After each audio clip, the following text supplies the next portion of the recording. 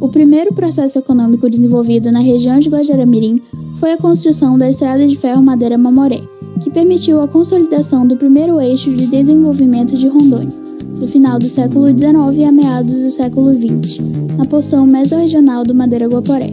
Com essa construção, a comercialização de borracha aumentou exponencialmente, pois o acesso a pontos de importação e exportação, através da ferrovia, ficou mais fácil. A formação econômica da mesorregião leste rondoniense ocorreu com o processo de construção da BR-364, inicialmente chamada de BR-029, que possibilitou a ligação centro-sul do Brasil com a Amazônia Ocidental. Esse acontecimento impactou a vida social do leste rondoniense em decorrência da política desenvolvimentista do governo militar, pautado na perspectiva do setor agropecuário. De verde temos a cidade do leste rondoniense e de vermelho as cidades do Madeira-Guaporé. Capital social é a força motriz que permite engrandar a dinâmica econômica local, desencadeando o desenvolvimento endógeno. O desenvolvimento endógeno, o empreendedorismo é entendido como a energia da economia, o impulso de talentos e a dinâmica de ideias. Para Barqueiro, podem ser identificadas duas dimensões no desenvolvimento regional endógeno. A primeira, econômica. A sociedade empresarial utiliza a organização da forma mais producente possível os fatores produtivos da região. A segunda é sociocultural. Os valores e as instituições locais servem de base para o desenvolvimento regional. O empreendedorismo, segundo o Schumpeter, disse que é a realização de novas combinações de recursos, incluindo fazer coisas novas ou coisas que já são feitas em novas maneiras. Um exemplo que podemos dar de empreendedorismo é as vendas que acontecem na nossa escola, que é o IFO Campus Guajará-Mirim, fazendo o vendedor inovar sua ideia pela ampla concorrência que ocorre no campus, aonde o objetivo e execução que eles exercem.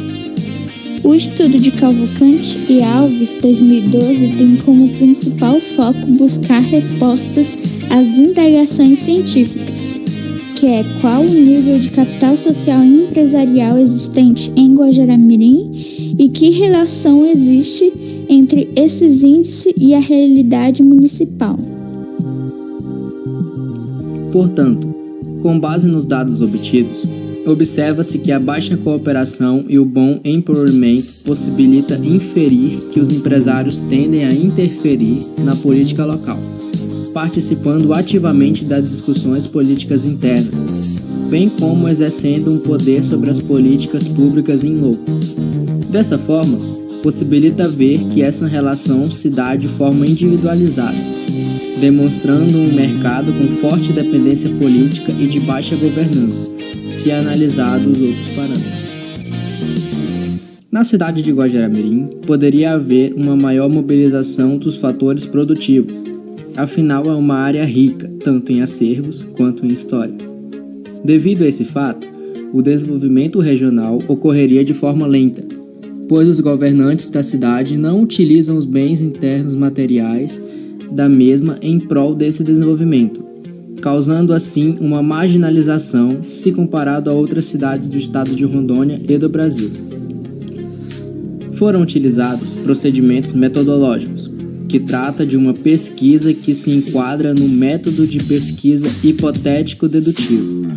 Sobre método, entende-se forma de proceder ao longo de um caminho.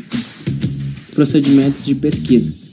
Procedimento técnico de coleta em fonte secundária de dados, a partir de materiais já publicados, tais como artigos, materiais disponíveis na internet, livros, revistas e teses.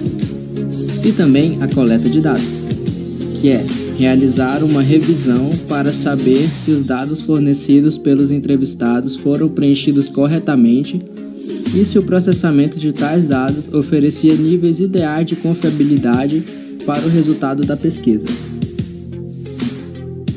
O gráfico apresentado é resultado de uma pesquisa realizada para descobrir o índice de capital social empresarial na área de livre comércio de Guajará-Mirim, sendo essa descoberta o objetivo principal do estudo.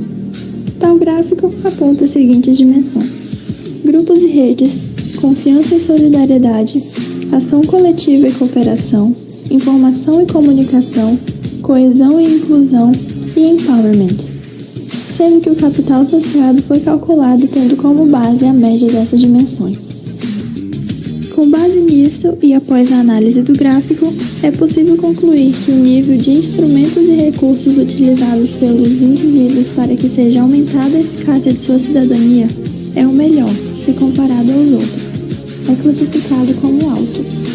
Já as categorias que envolvem a participação de um membro de um domicílio em organizações sociais e redes informais, juntamente com a que envolve a ocorrência de interações sociais cotidianas, foram consideradas regulares. As categorias que envolvem a confiança em relação aos vizinhos, provedores de serviços essenciais e estranhos, e os meios pelos quais os domicílios pobres recebem e possuem acesso às informações, foram classificadas como baixas.